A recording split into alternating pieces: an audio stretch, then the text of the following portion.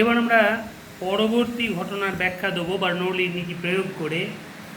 দ্রুতগামী ট্রেনের কাছে দাঁড়ানো নিরাপদ নয়।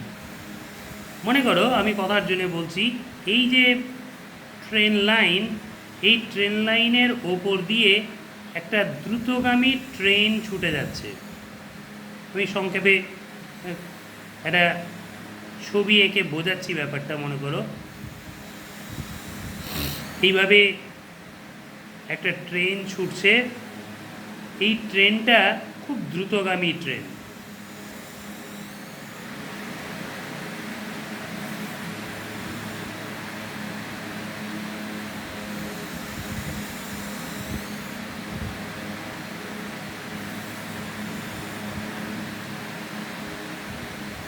দেখো, আমি এই যে ট্রেনটা একে দেখিয়েছি, এই ট্রেনটা একটা দ্রুতগামী ট্রেন। আর এই ট্রেনের সামনে মনে করো এইটা হচ্ছে প্ল্যাটফর্ম। এই প্ল্যাটফর্মের ওপরে এখানে দাঁড়িয়ে আছে, আমি কথার জন্য বলছি, এখানে এইভাবে এখানে ত্রয়ী দাঁড়িয়ে আছে। ঠিক আছে, দ্রুতগামী ট্রেনটা যাচ্ছে, তার সামনের প্ল্যাটফর্মে ত্রয়ী দাঁড়িয়ে আছে। তো এইখানে এই প্ল্যাটফর্মে ত্রয়ীর দাঁড়ানোটা নিরাপদ নয়, সেটা আমি ব্যাখ্যা করব। মনে করো এটা হচ্ছে, আমার কথার জন্য বলছি, শতাব্দী এক্সপ্রেস।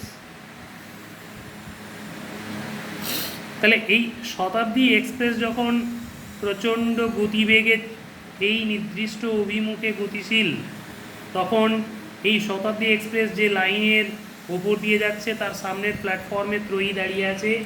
আমি ব্যাখ্যা করব বার্নৌলির নীতির সাহায্যে ত্রয়ীর এখানে দাঁড়ানোটা নিরাপদ নয়।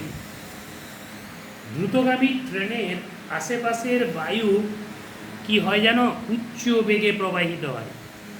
এই ট্রেনের আশেপাশের বাতাস, এই দিকের বাতাসগুলো, এই বাতাস উচ্চ বেগে প্রবাহিত হয়। ফলে এখানে বায়ুর চাপটা কমে যায়। এখানে বায়ু চাপ কম, এখানেও বায়ু চাপ কম।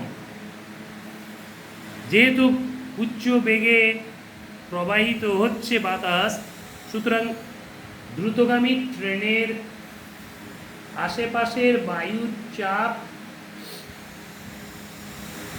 কমে যায়। ফলে ওই স্থানের বায়ুচাপ দূরের বায়ুচাপ অপেক্ষা কম হয়, এখানে বায়ুচাপ বেশি। এখানে দেখো, এই যে দূরের যে বায়ুচাপ, এই দূরের বায়ুচাপ বেশি, এখানের বায়ুচাপ বেশি, এখানেরও বায়ুচাপ বেশি। এবার এই যে দূরের বায়ুচাপ বেশি, আর এই আশেপাশে শতাব্দী এক্সপ্রেস যখন যাচ্ছে তখন তার আশেপাশের বাতাসের চাপটা কম।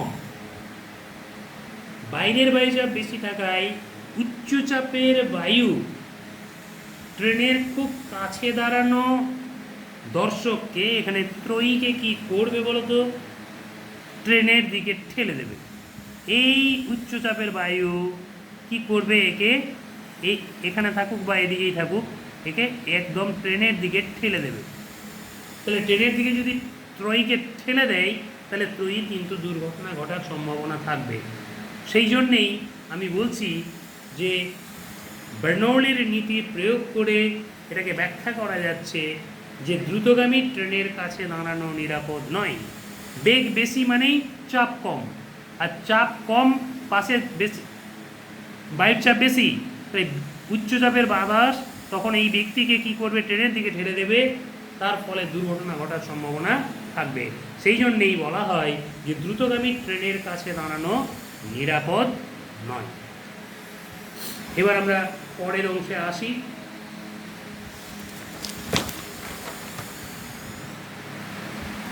দেখো, সমান্তরালভাবে পাশাপাশি গতিশীল দুটো নৌকো বা জাহাজ কাছাকাছি আসতে চাই, সেটাকে আমরা কেমন করে ব্যাখ্যা করব? আমি একটু ছবি এঁকে জিনিসটাকে বোঝাই। মনে করো দুটো জাহাজ এইভাবে পাশাপাশি যাচ্ছে।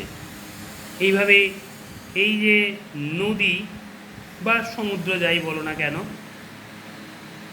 এর মধ্য দিয়ে যখন পাশাপাশি দুটো নৌকো যাচ্ছে বা দুটো জাহাজ যাচ্ছে, এটা একটা জাহাজ ধরো, এটা একটা জাহাজ ধরো, ধরে নিতে বলছি আমি। হ্যাঁ, তাহলে এই যে একটা জাহাজ, এই যে একটা জাহাজ, এরা সমান্তরালভাবে পাশাপাশি গতিশীল। এইদিকে এটা যাচ্ছে, এদিকে এই জাহাজটা যাচ্ছে। এখন নৌকোই হোক কি জাহাজই হোক, এই নৌকো বা জাহাজ দুটোর মাঝের যে অঞ্চলটা, এই অঞ্চলটা কিন্তু সংকীর্ণ অঞ্চল। এই অঞ্চলটা সংকীর্ণ অঞ্চল। এই সংকীর্ণ অঞ্চলে জলের বেগ নৌকো বা জাহাজের অন্য পাশের জলের বেগের চেয়ে বেশি হয়। এখানে জলের বেগ বেশি। তাহলে দেখো এই যে সংকীর্ণ অঞ্চলটুকু, এই সংকীর্ণ অঞ্চলে জলের বেগ বেশি। তাহলে এই সংকীর্ণ অঞ্চলে জলের বেগ যেহেতু বেশি, সুতরাং এখানে চাপ কি হবে? কম হবে। বেগ বেশি হলে চাপ কম হবে, বার্নৌলির নীতি তাই বলছে।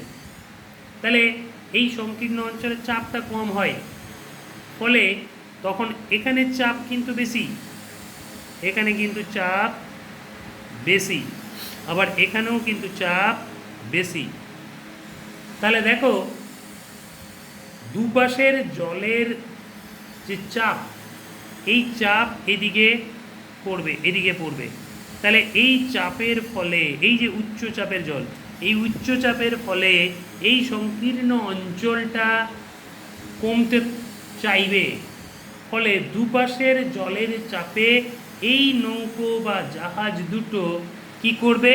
পার্শ্বচাপ অনুভব করবে। এভাবে পার্শ্বচাপ অনুভব করবে। পার্শ্বচাপ অনুভব করে বলেই পরস্পরের কাছাকাছি আসতে চায় বা পরস্পরের কাছে সরে যায়। এটা আমরা বার্নৌলির নীতির সাহায্যে ব্যাখ্যা করতে পারছি। এবার আমরা পরবর্তী ঘটনার ব্যাখ্যায় আসব।